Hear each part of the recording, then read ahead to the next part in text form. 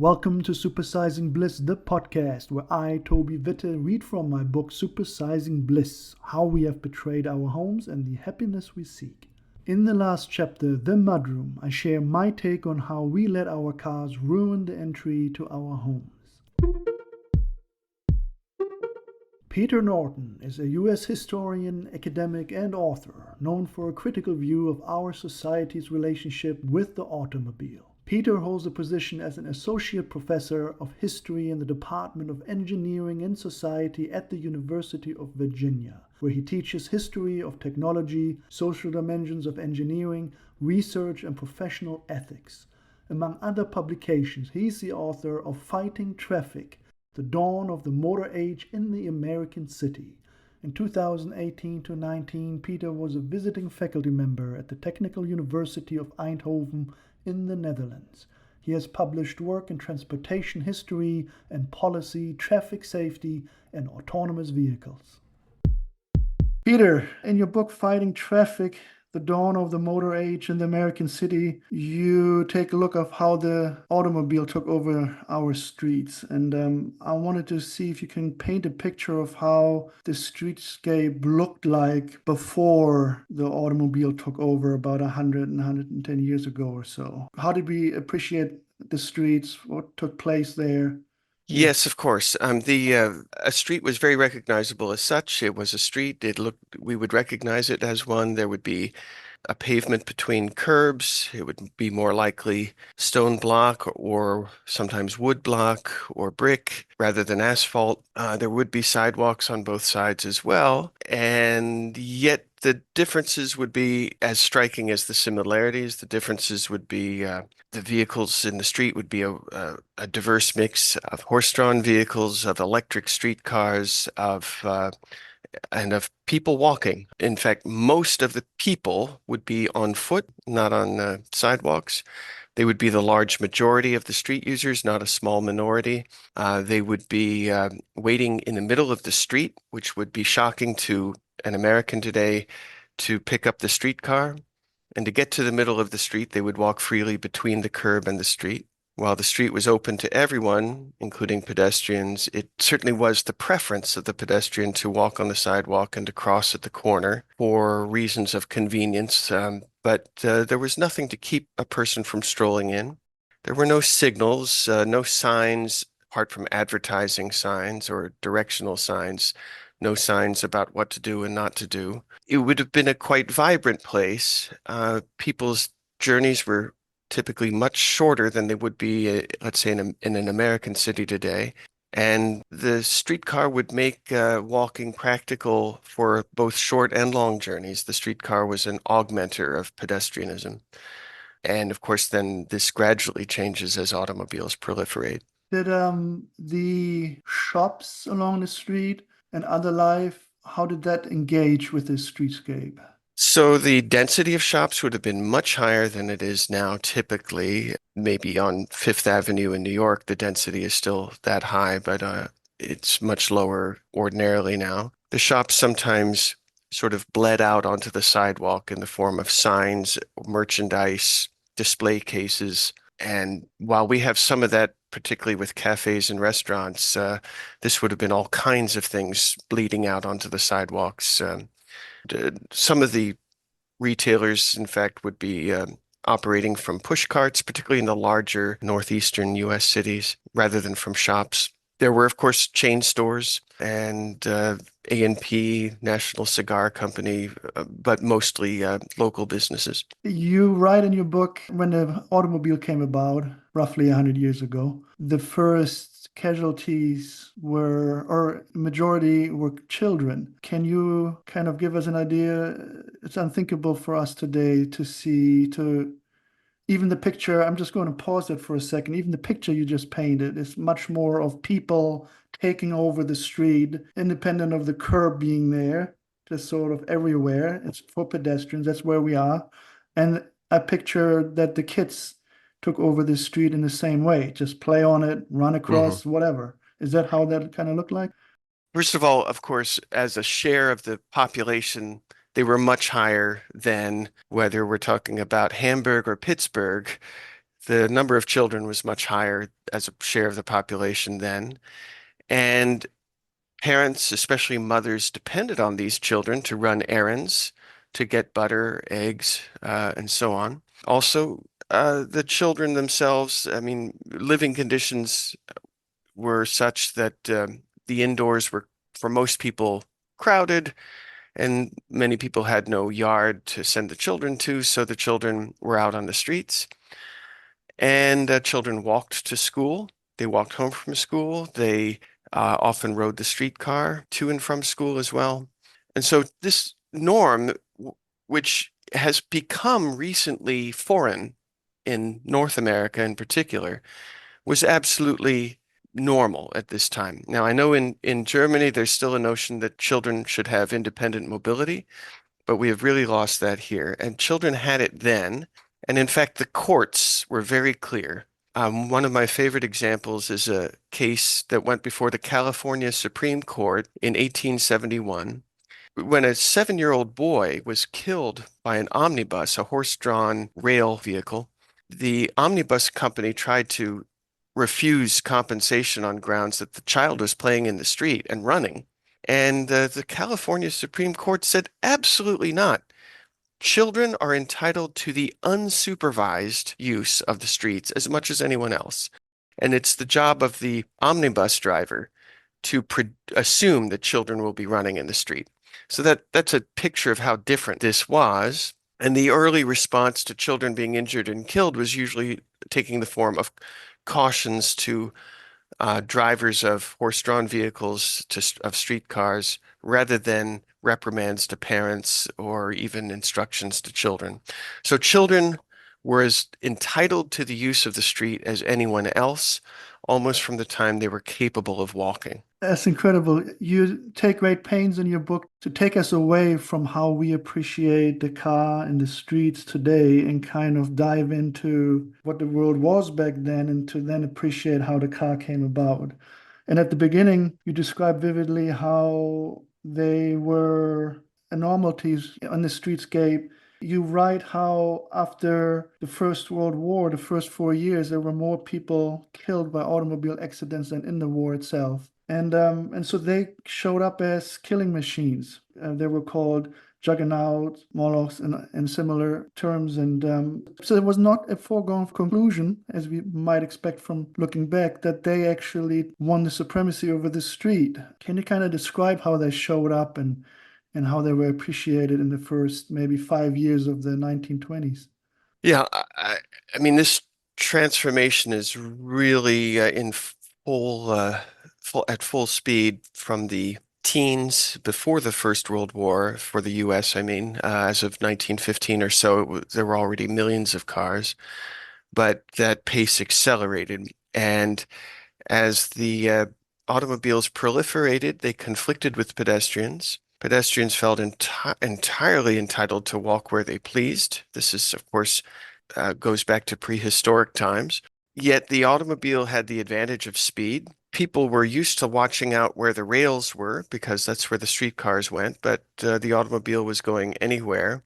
And of course, there were certain kinds of drivers, typically called road hogs, or especially joyrider was a common one, who delighted in the fact that they could go fast, and this made them particularly dangerous.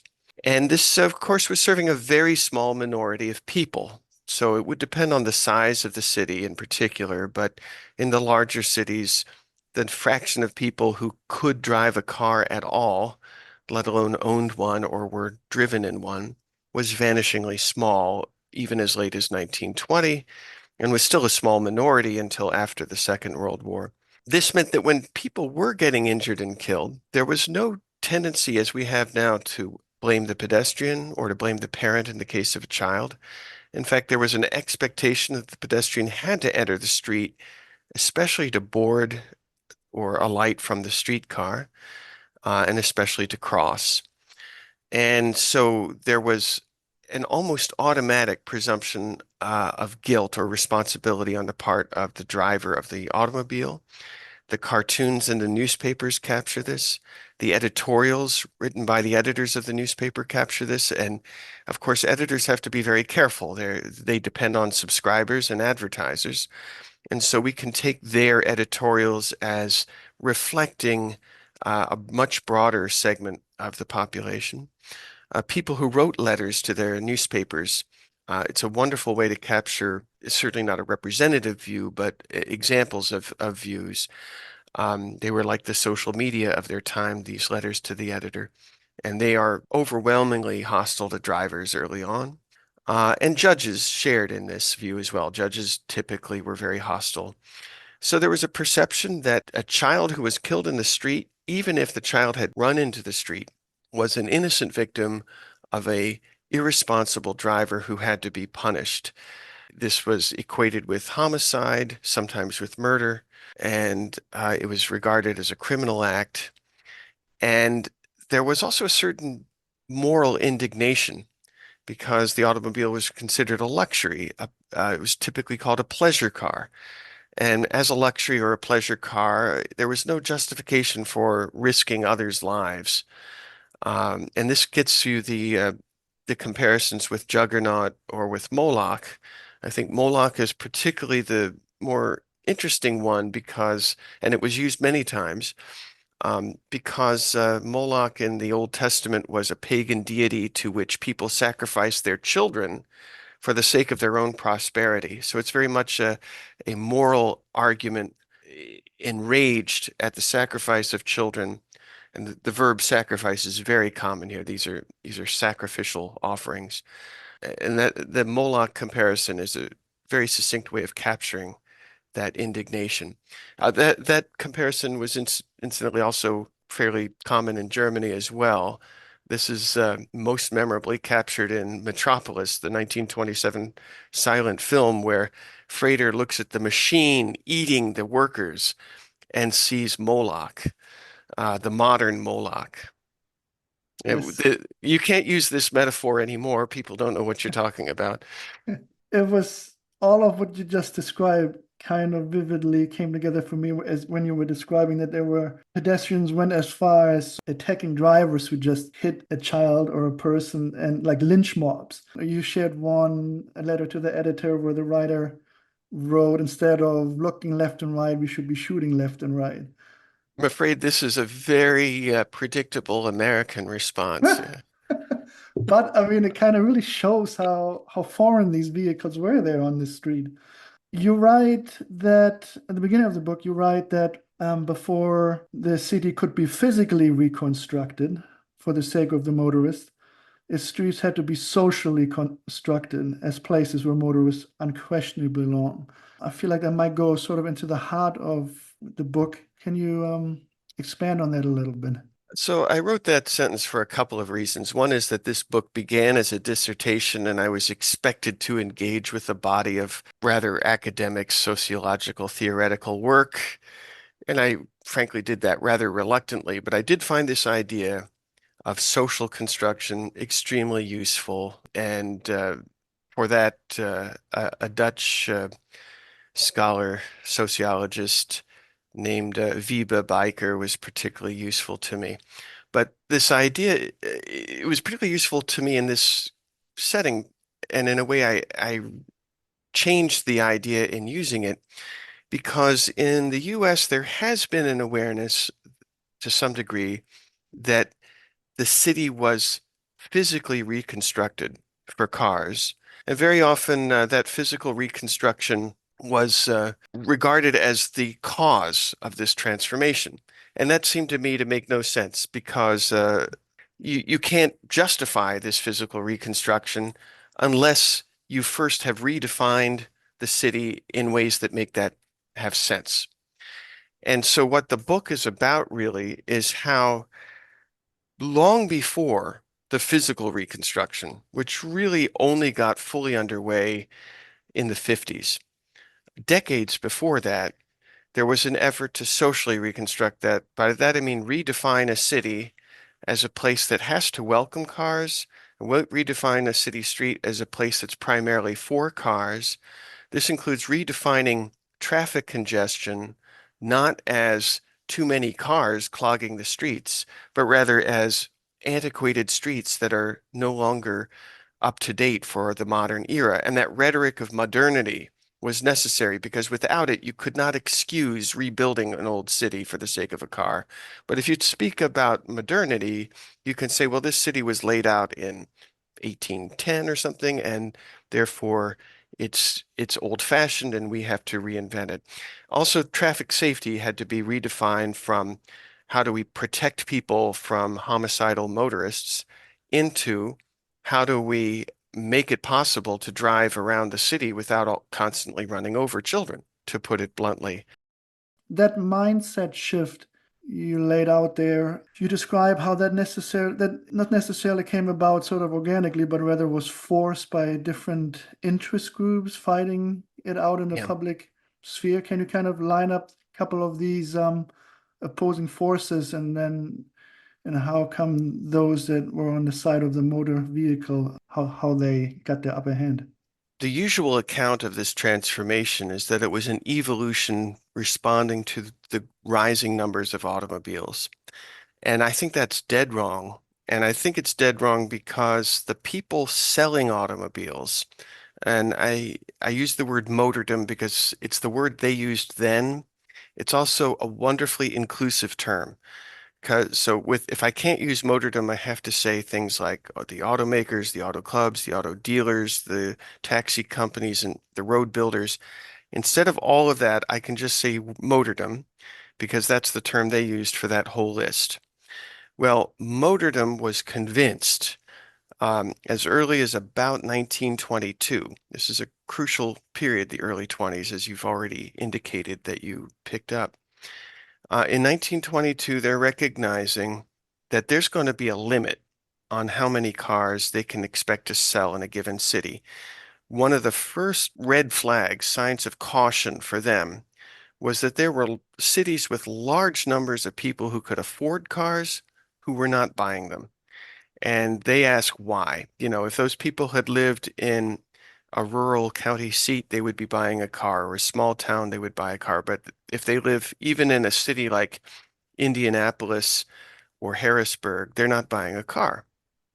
And they decide that the reasons are this is where the children are getting killed, this is where the pedestrians are walking in the street, and this is where there's no place to park the car and the traffic jams are bad. And so people are like, why bother? Even if I have a car, I can't drive it any faster than a street car, and therefore I'll just take the street car because they're everywhere. This is why Motordom was convinced there's no future unless they socially reconstruct the street, or in more ordinary terms, redefine streets as places where cars belong. And this was articulated extremely explicitly. I don't have to interpret. They say this explicitly. The most explicit version of this came from an editorial in Engineering News Record. The editor of Engineering News Record was a road builder, a cement contractor. Engineering News Record was a magazine read by road builders. It's still around today. It's usually called ENR. This man, Edward Marin, wrote an editorial on November the 9th, 1922, and he said, and I've memorized this because it's so amazing, the obvious solution lies only in a radical revision of our conception of what a city street is for.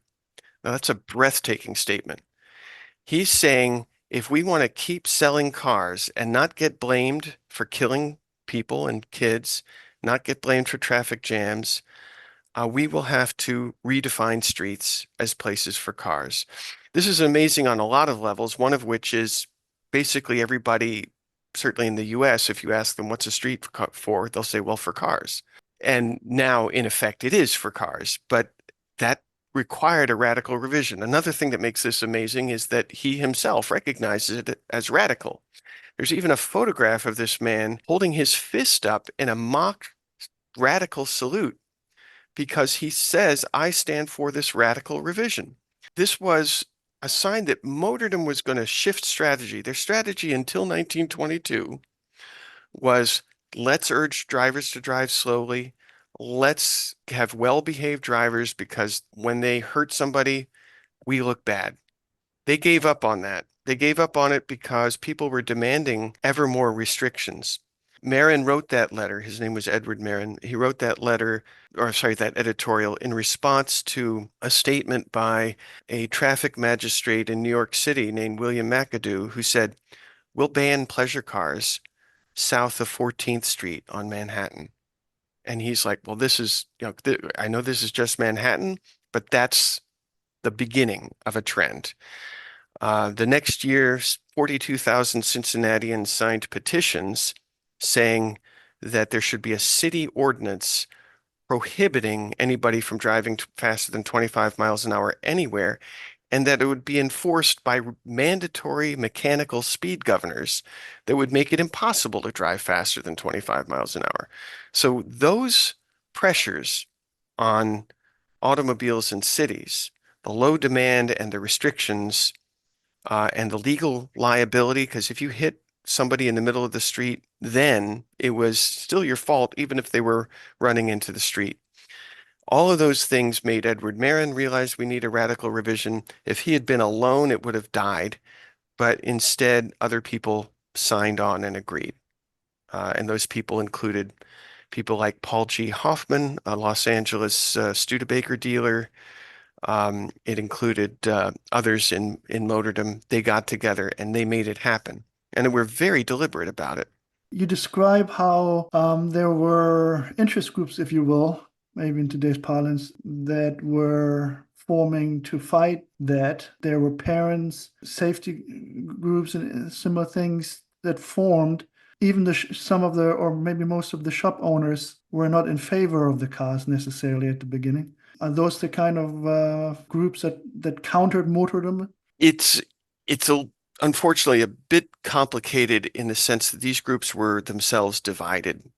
The most important one that you referred to is the National Safety Council, and it existed mainly to keep big companies from having to pay out workmen's compensation. Until 1912, if you were injured at work, that was your problem. You had to deal with it. You lost work. You were disabled. You couldn't find a job. You had to pay your doctor's bills. You may have heard of the Triangle Shirtwaist Factory fire in New York in 1911. Over 100 people, most of them women, young women working in locked textile places at high floors in Manhattan. They had to jump out of windows. They were confined. Over 100 were killed. This was a huge scandal, and many states started to pass workmen's compensation laws that held employers responsible for workplace injuries and deaths. That suddenly gave, we say in American English, it gave employers religion. That is, they decided they were going to save lives. They were going to train workers to be safe. They were going to put safety equipment on their saws and stuff. Railroads, manufacturers in particular were at risk. And so they started organizing safety campaigns, and they wanted to have professionals do this, and they formed a national group called the National Safety Council in 1912 to make this work. Insurance companies were also trying to protect themselves against claims. And so it was a coalition of manufacturers, railroads, other employers, insurance companies that started the National Safety Council. And at first, that's their whole world. They're not interested in people in streets. But a man at the National Safety Council, beginning around 1918, realizes there's an opportunity in public safety. This is the term they used for safety of people not at work, but out on the street. And he organizes a public safety branch. And the question then is, well, who's going to pay to join that? And yeah, there were some public groups, insurance companies, and so on, that street railways that joined the public safety branch of the National Safety Council. But they decided to democratize it and have $1 memberships for anybody who wanted to join, because there were so many parents in particular, also teachers, principals, and so on, who were very upset about this, and they joined in. And that fraction, the $1 members in particular, were relatively radical, outspoken in favor of children and pedestrians' rights. And they started having safety campaigns that demonized the car. They put up monuments that were intended to resemble war memorials to dead soldiers. They were temporary, but they were painted to look like they were made of marble, and they were often dedicated by the mayor and other public officials. This was done in numerous cities, first in Baltimore in that critical year of 1922. And the blame on the car and the driver was alarming to people selling cars. And although those people at first were part of the public safety movement at National Safety Council, they backed out when they saw where this was going. And they said, we're going to have to shift the blame. And they're very explicit. I don't have to interpret anything. They say, our task now is to shift the blame from the driver in general to two categories or three categories in particular. One is children, the other is careless pedestrians, and the third is reckless drivers. They were willing to blame reckless drivers as the price you have to pay to exonerate the majority of drivers. And so that's the shift. It's incredible, and yet, I mean, it sounds like what are the chances if I were somebody, if we were sitting here maybe 100 years ago, 105 years ago, we would not necessarily think that might not picture the world of automobile as we see it today. And yet they managed to win over. How come they were able to be successful to change? What kind of marketing campaign, branding campaign must they have undertaken, and how was it possible to win over the public mind like that? I think that's exactly the right way to look at it. And what you've just articulated to me is an affirmation that this was not an evolution, it was a revolution, and it was characterized as such at the time. But the predominant explanation you hear now is that it was an evolution. And I want to note also that this is our situation right now. People are talking about what you in Germany call Die Verkehrswende, which we don't have a good word for. But people are saying, well, that's ridiculous. How do we ever make that possible? But then the answer is, well, we have to. We simply can't go on like this. And so I find reassurance in the fact that this was done before. We have to do it again. The radical revision in our conception of what a street is for must be followed by a second radical revision that restores pedestrian first streets. So the way they did this, there were really three lines of attack, three fronts, whatever metaphor you want. One was laws, second was engineering standards, and the third was social norms. And they pursued all three at the same time, and they pursued all three with amazing ingenuity, creativity, not just money, but real genius. To take those one at a time, I think I should start with social norms. They had to convince people that walking in the street isn't okay, which is incredibly hard. It's like telling people today that walking in the park is not okay. That's what it's for. So there were a few lines of attack on that one, but the favorite one was to ridicule people walking in the street as jaywalkers. Not a word that even in American English has any sting anymore, but it had a lot of sting then. It would be like saying idiot walker today or hick walker. The notion was if you walk wherever you wanted to in the street, you're doing what people did in the old-fashioned days. You're a throwback to the 19th century. And to drive that home, they even dressed people up in 19th century garb, which for men meant false beards, because in the 19th century, the beard was the thing. Beards were out, sometimes dressing men up as women, and they would have them walk around in the street with signs, I'm a jaywalker, and people would laugh at them. It's very crude but effective stuff. Boy Scouts handed out cards. Did you know you're jaywalking? Maybe that was okay when you were a child, but this is the 20th century. This is the automobile age. And the use of this word age is very important because when you tell people it's a new age, you're telling people that there are new ways that go with a new age. In the automobile age or the motor age, you can't walk like you did in the horse and buggy age. So there's the social norms campaign. There's also part of this is schools. There was safety education in schools before the 1920s, mostly about fire and but also about walking safely in the street. And the safety message to children early on was, here's how you use the street carefully. But Motordom took over traffic safety education in public schools in the US. They did it by paying for it themselves, giving the schools the curricula, the posters, the assignments, the textbooks that they wanted, writing all those things up for them. And children learned in these school safety curricula that the street is for autos. In fact, the best single illustration of this message was a coloring book page where the child sees two pictures. One is a line drawing, and the other is the picture colored in of a child being hit by a car.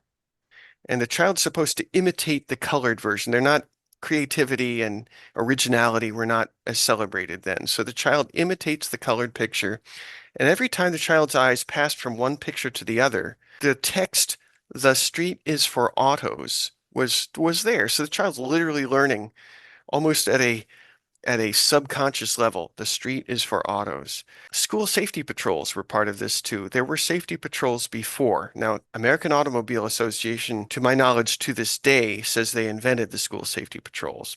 In fact, they existed before. They were boys and girls, older boys and girls who helped younger children cross the street. Automobile clubs, beginning with the Chicago Motor Club, but very quickly the other ones as well, took these over, and they changed the practice of the school safety patrols from school safety patrols had sometimes stopped traffic, and they said, no, no more doing that. You're going to wait till there's no traffic at all and guide these younger children across the street. So that's a part of the social norms campaign too, because those children grow up and when they're adults, they know, oh, the street is for cars. Laws is another part of this. Now, there were early experiments with restricting walking by law. In the US, these go back to about 1908, possibly earlier, and they were completely ignored. Nobody paid attention to them. People didn't know they were on the books, but sometimes there were rules on the books that said cross at the crossings, and so on. Kansas City tried this more ambitiously in 1912, and they actually did, have some fines and arrests, but there was a lot of resistance. I have one account of women with parasols striking policemen for telling them where to cross. The real watershed was 100 years ago yesterday, where October the 8th, 1924, Paul Hoffman, a Studebaker dealer, a car dealer in Los Angeles, commissioned a young 30-year-old Chaucer scholar, English teacher, and graduate student to write up a new traffic ordinance for the city of Los Angeles that would give priority to drivers except at crossings. Paul Hoffman, the auto dealer, was part of a group of businessmen, totally private group, no official government function at all, but they called themselves the Los Angeles Traffic Commission. They presented this traffic ordinance that gave motorists priority everywhere except at crossings to the city council, and they had such pull on the city council that they got it through. Now, this is at a time when even in Los Angeles, large majorities did not drive. They rode the streetcars and walked. So this is not majority rule. This is not this is not an evolution. And that traffic ordinance was a hit in the sense that automobile interests, motordom, loved it. And they got it written up as a model municipal traffic ordinance, meaning a traffic ordinance that was written up for any city to adopt. And they promoted it to the whole country. And to this day, the rules you're expected to follow in Charlotte, the rules I'm expected to follow in Charlottesville are descendants of that ordinance. It's not exactly the same. And in fact, in Virginia, just 2 years ago, the legislature agreed that you can't be stopped for jaywalking. You can only be arrested for it as a secondary offense for some other offense that you've committed. So there's some trending away from that now. But it's still true in Charlotte. You could be arrested for jaywalking, and the law that you would be arrested under is a descendant of that 1925 ordinance. So the 100th anniversary that I referred to was the presenting of the draft to City Council was actually implemented January the 24th, 1925. So that date may be of interest to you as you're planning to release this, because you can speak about that 100th anniversary. So now that's social norms and laws. The third leg here, the third strategy is engineering standards. When Paul G. Hoffman in Los Angeles got that traffic ordinance written up for him, he hired a man to do it who was not an engineer. He was a graduate student in municipal government at Harvard, but they decided, well, we can call you a traffic engineer. Let's just do that. So they agreed to call this guy a traffic engineer.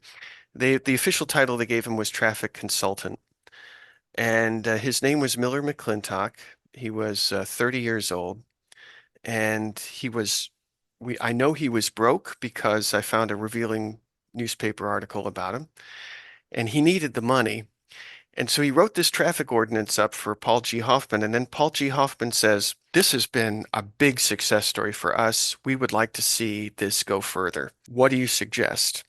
And Miller McClintock said, "Well, if you use Studebaker's money, if you can talk Studebaker into endowing a traffic institute and setting it up at a university, I think we can perpetuate this and make the engineering standards that govern these decisions come really straight out of motordom, but they'll be filtered through an institute at a university, and that will give them credibility." The Studebaker's president, a man named Albert Russell Erskine, said, "Fine, name the institute after me, and you can have it."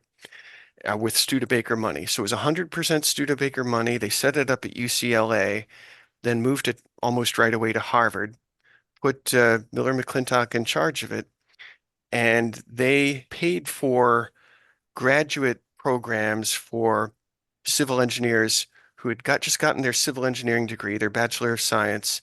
They could go on and get a graduate certification as traffic engineers at Harvard University. It would say Harvard University on their degree, and they would be trained at motordom's expense, and their perspective on traffic would be highly predictable.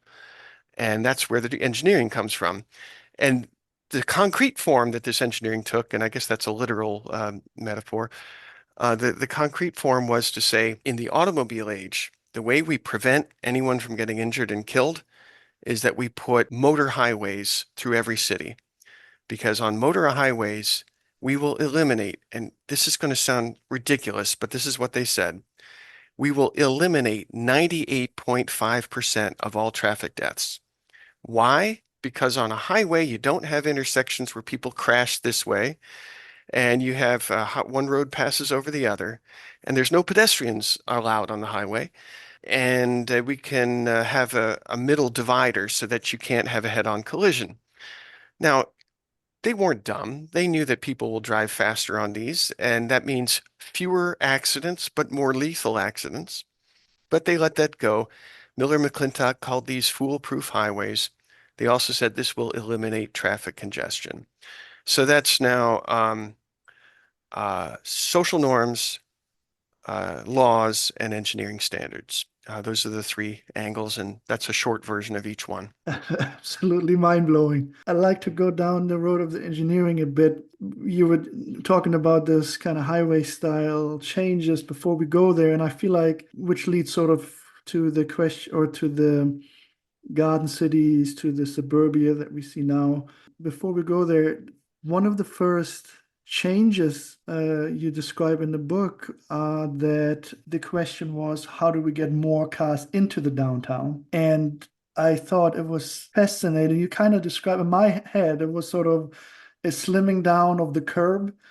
Suddenly there was a segregation, there were the sidewalks, and there were the street for vehicles, and that's it. And so all of that life that you described at the beginning of our conversation now was completely demarcated into these lanes. But the point was to bring more traffic through the city. It sounded more like there was a lot of efficiency about just let's get these cars in there and let them keep going. Can you describe that a little bit? Yes. So, I think you can see this if you can do an online search for images, of historic photographs, you will see the crowds of pedestrians getting thinner, the crowds of automobiles getting denser, the streetcars disappearing. All of this is done through these changing engineering standards, and the changing engineering standards are more like astrology than science, in the sense that you have certain dogmas and doctrines that you're not permitted to question, and that give you some very predictable answers. One is you start to equate a street's performance with its vehicular throughput. So instead of counting the number of people going in and out of department stores, which they used to do, They used to count that, how many people are walking into this. They actually would ask people, how did you get to this department store? 90+% would say I walked or I took the streetcar and then I walked. They put that aside and they ask instead, how many motor vehicles, how many vehicles can this street pass through in an hour? Now, that measurement, of course, then makes anybody crossing the street on foot a bad thing because that person is requiring other people to stop for them. So pedestrians who had been counted officially as traffic disappear from traffic. Even the ones who are there, they count for zero. And in effect, they count for less than zero because they become causes of delay. And the word delay takes on the most bizarre meaning because delay of a person trying to cross the street is a problem for that person, but that doesn't count. Delay for the motorist waiting for the person, that counts for a lot. And so they're talking about delay to motorists, which of course is almost 100% caused by the motorists. So the delay that motorists are causing is reinterpreted as a burden on the motorist that has to be offset at public expense. And the expressway, the vocabulary gets quite diverse here. Limited way, motorway, expressway, motor highway, all of these were used. Freeway. These words were intended to be for a new kind of road with maximum vehicular throughput, but which at the same time excluded pedestrians in an era when most people did not drive. In fact, if I want to surprise people, I tell them, what's the year when most American adult women of driving age had a driver's license? They think, oh, 1940, 1950. No, it was about 1965. So women were completely excluded.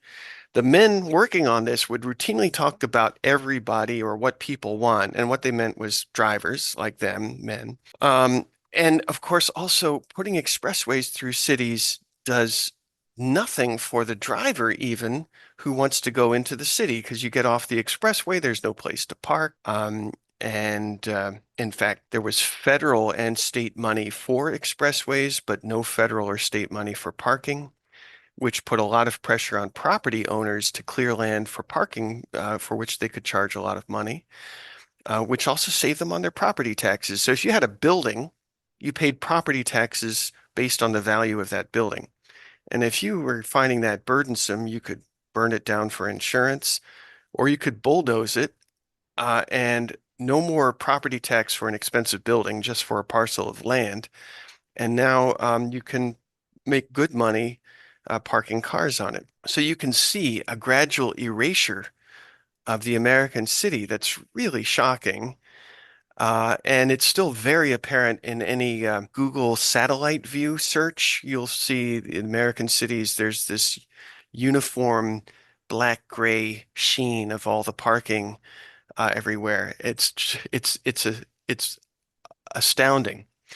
And this is all because of the engineering standards. And of course, this is very hard to sell, but it was unbelievable the ingeniousness that went into selling this. And the best example of this, of course, is the 1939 exhibit, 39 to 40, at the New York World's Fair.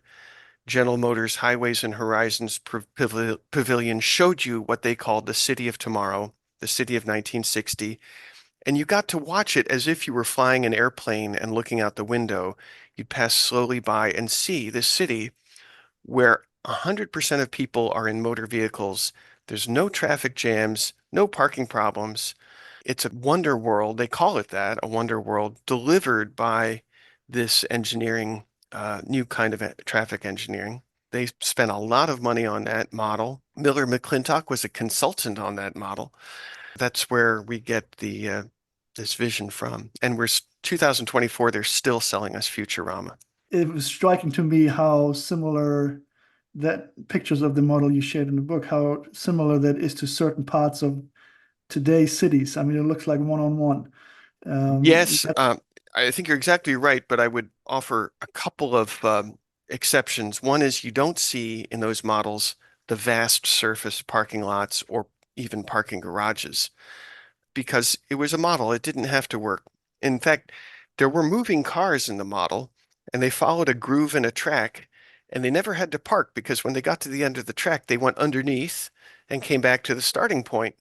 And if cars really worked like that, we would have no parking problems.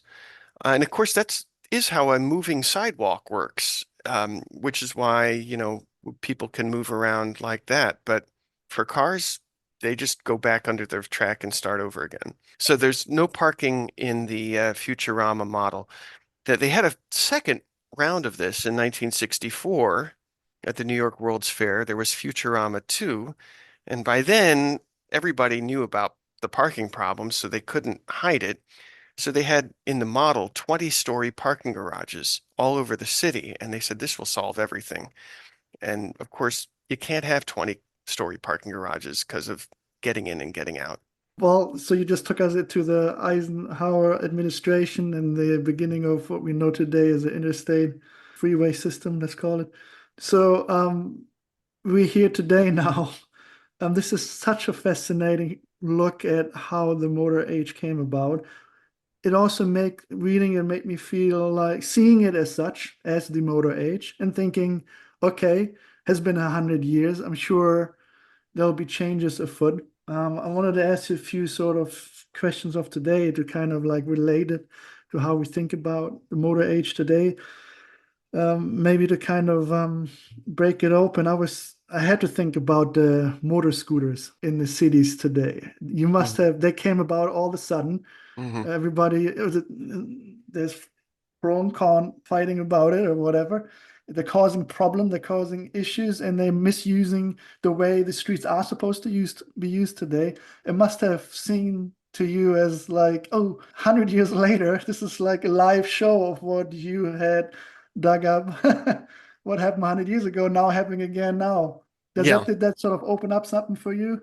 Yes, and this raises the more general point that the kinds of conflicts, the kinds of patterns that we were seeing in the US in the early 20s are kinds that take endless variations where you have a disagreement about how a resource will be shared or used, and the competition will play out in predictable ways. The players will be different. It's a little bit like, in fiction, we have, the mystery or the detective story or the thriller or the romance. We have a kind of meta script or fundamental basic script, and then we fill in the details. Well, it's the same going on here. We have a basic script having to do with competition between sometimes well-resourced minorities and lesser well-resourced majorities. They're usually not just binary, two characters, they're usually multiple characters, which I find more interesting. And the competition is multi-dynamic. And you're certainly seeing this with scooters. And unsurprisingly, one of the first criticisms of scooters is that the scooters are dangerous because people were getting injured or killed riding them. To which the very predictable reply is, well, it's not the scooter riders who are killing anybody, it's the motorists who are killing them. And that, of course, is very resonant with 100 years ago. And then, of course, another classic pattern from this conflict is that the scooter riders very often resort to the sidewalks because the streets are so dangerous. And what we find once again is a marginalized group, often the majority, but still marginalized, competing over what's left over when the privileged group has 80, 90% of the capacity. And so, just like people will compete over scraps when millionaires get what they want, we're seeing that kind of power dynamic again as well. And of course, it also plays out very differently where um, the car was not so dominant. So in Dutch cities, you don't need scooters. They just don't make any sense. I mean, there are some, but to me, the scooter is almost like an indicator species of an abused transport network. It's like scar tissue, people figuring out how to manage in a city that's hostile to anyone who's not in a car. Well, a scooter is a help to you in that kind of a city. While in Rotterdam, just get a bike. Incredible, simply incredible.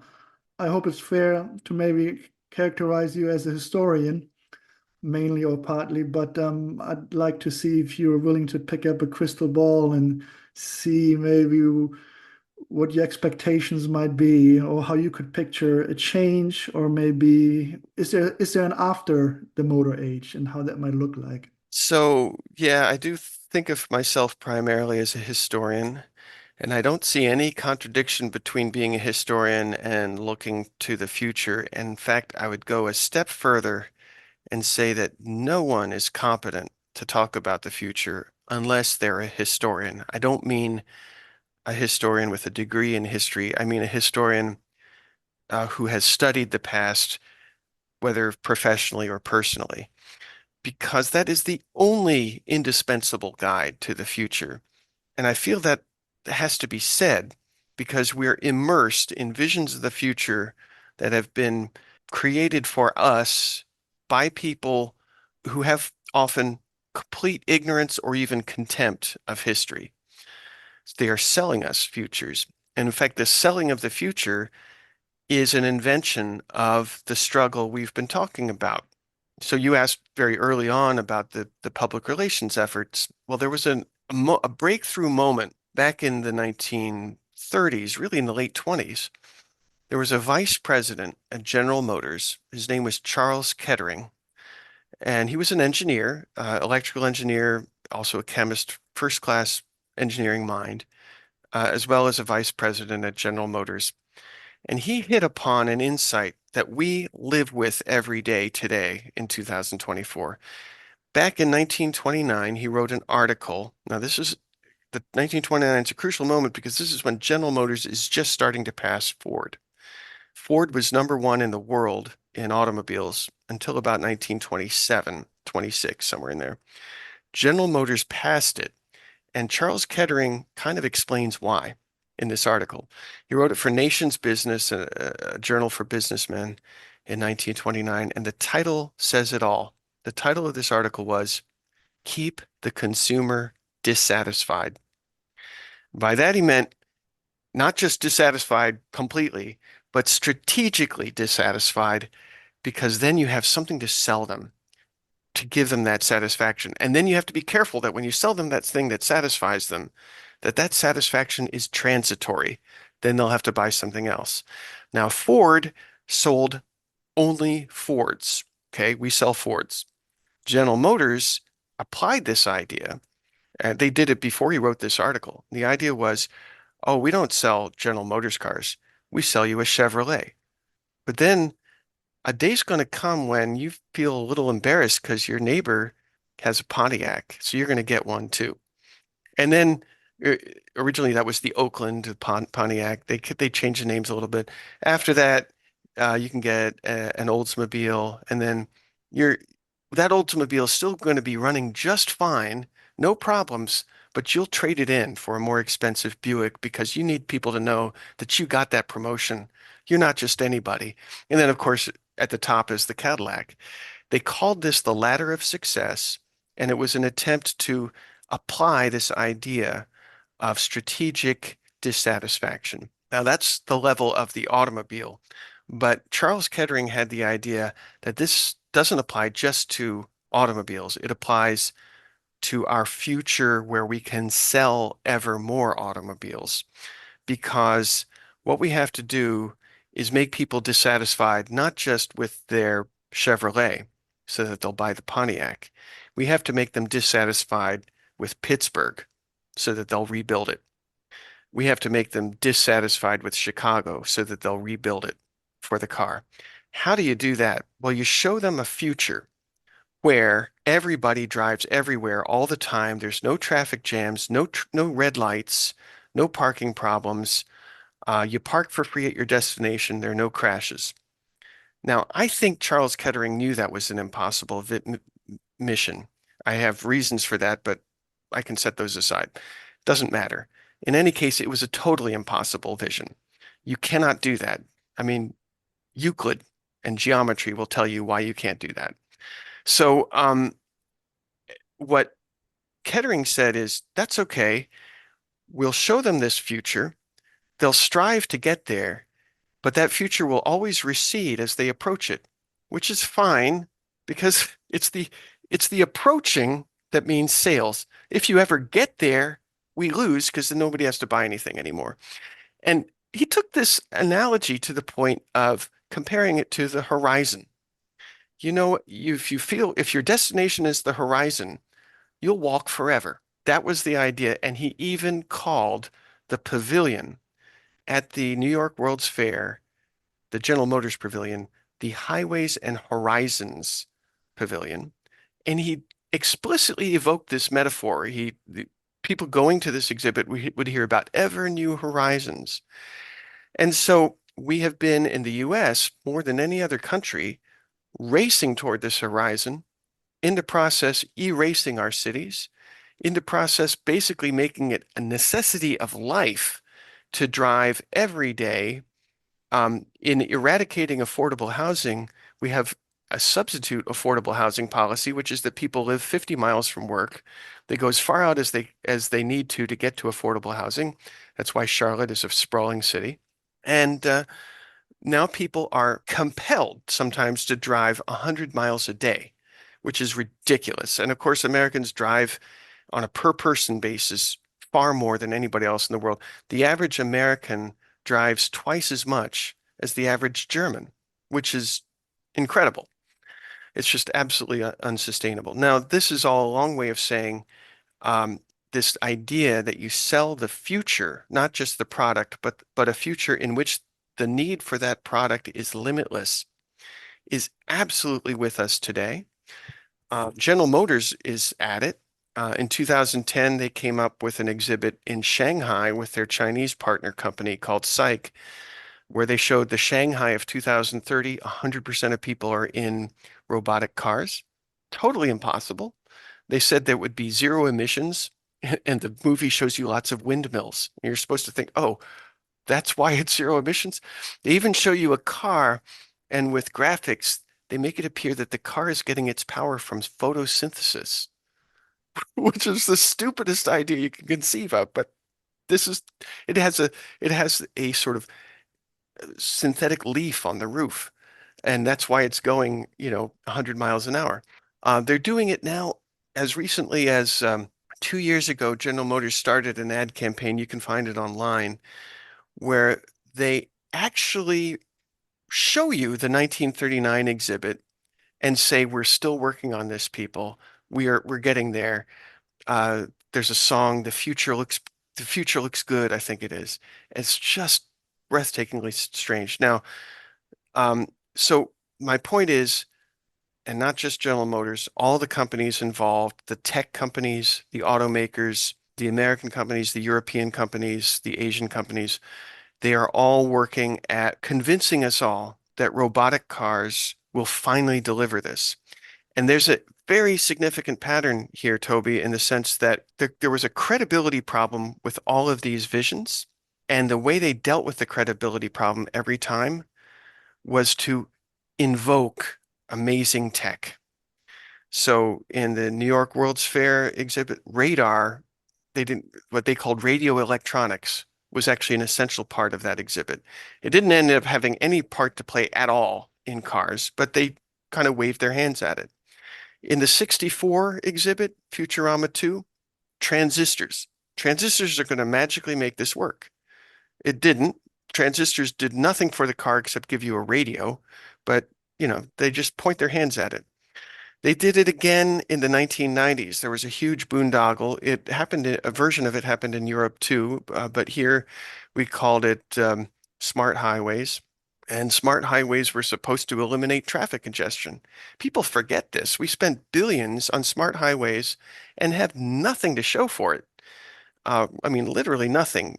They say sometimes, well, you got GPS. Well, not really. The Pentagon came up with GPS, and they did it before smart highways. All they did was take the GPS from the Pentagon. We got dynamic signs that appear on the side of the road saying things like, traffic congestion ahead. We got tolling, but they don't like tolling. Um, So that was the third generation. The fourth generation is what we're in now. So since they called the first two generations Futurama, I call Smart Highways Futurama 3, and I call our current fourth generation Autonorama. And the word autonomous is a completely bogus term. There's no such thing as an autonomous car.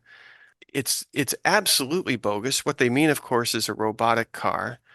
And if you look up autonomous in a dictionary, then what they would mean by an autonomous car is a car where if you summon it with your phone and say, take me to Starbucks, it'll say, go to hell, I don't feel like it. That would be autonomy. Now, engineers have questioned me about that and said, well, look, we mean autonomy in a strictly technical engineering sense. And I'm like, no, you don't. I've looked about where this word came from. In the 1960s, the U.S. Air Force was working on a design for a space station, and they wanted the crew of the space station to not have to depend on radio signals from Earth. They wanted the human crew of the space station, in case they lost connection with Earth, to be capable of navigating that space station uh, with sextants from a visual window with people looking out. And that's when engineers started speaking about autonomy. They said, we need a space station where the crew will be able to give it autonomy because it will be human occupied. So a automobile out your window on the street right now is autonomous in the sense that a human being gets to decide what it does. And what they really mean by autonomous car is the exact opposite, namely a hyper-deterministic car that will only do what the human programmers want it to do. And I think they know this. I mean, at this point, generations of engineering students are graduating with engineering degrees thinking that's autonomy. So the word has actually changed. But the people who started to use this word in this abusive, misleading sense were doing it in part to win credibility that they didn't deserve. And I know this because I saw the request for proposals that the Pentagon was issuing for its autonomous land vehicle, ALV, back in the 1980s. They're doing that. So when you ask about the future, I say we have a major danger, namely that we're going to be sold a fifth generation of this nonsense because it sells, or we will learn from this experience, which will require us to get acquainted with this history, and thereby recognize that amazing technology does not make car dependency work, no matter how amazing it is, because amazing technology does not negate Euclid. And moreover, we already have everything we need. To me, I mean, there's a lot of examples, but the simplest way to illustrate that is just say, look at what the Netherlands is doing. In the Netherlands, more than 3,000 people a year were being killed 50 years ago. Today, it's about 600. So its trend line on traffic deaths has gone down. US trend line for the last 15 years has been going up because we have exactly the wrong response. We try to automate everything. We sell more tech. We build more highways. People just drive more and pay attention less with predictable effects. And so the Netherlands also, if you want to get literally between any two populated points, big or small, you just take a bike to the train station, take the train, and then you pick up the public transport bike that's waiting for you at the destination station and finish your trip. A bus may be part of that, but it usually doesn't have to be. So the result is you have a country where everyone can drive who wants to, and yet nobody has to drive. And this is a country that, as you know, has made a fetish out of the word freedom. And yet, what's freedom when you have to drive to do anything? Real freedom is what the Netherlands is offering its people through its transport policies. So I am alarmed about the future. I can't say I'm optimistic about the future, but I do have some cautious hope that we can learn. But and there are a lot of people share that hope. If I'm different from them, it's that I believe that we have to have history here because how do people learn not to trust an untrustworthy person? They learn by the fact that they've been ripped off a couple of times. Well, at this point, nobody remembers that we're on the fourth generation of this ripoff. Even the critics, you look at the harshest critics of robotic cars, they think this is the first generation of this ripoff. And if we recognize that this is the fourth generation of the ripoff, then there's a chance we'll wake up to this possibility. There's a proverb you may have heard, fool me once, shame on you. Fool me twice, shame on me. We're being fooled a fourth time. And what's at stake now is the question of whether we will be fooled a fifth time, because we can't afford to be fooled a fifth time. Incredible. Well, sage words to end on, maybe. Yeah. Peter, I can't thank you enough. This was absolutely fascinating. Toby, I really thank you. I want to thank you for your interest, and above all, I want to thank you for your patience. I did not anticipate the interruptions we got. Probably, if I looked at the assignment calendar, I probably should have anticipated the interruptions, but thank you for your patience with those. Oh, absolutely. Thank you, Peter. I appreciate it. Sure thing. There you have it, folks. Historian Peter Norton on the battle over the American streetscape. You can find out more about Peter on engineering.virginia.edu and Wikipedia. I will leave the links, a link to his LinkedIn profile and his books in the show notes.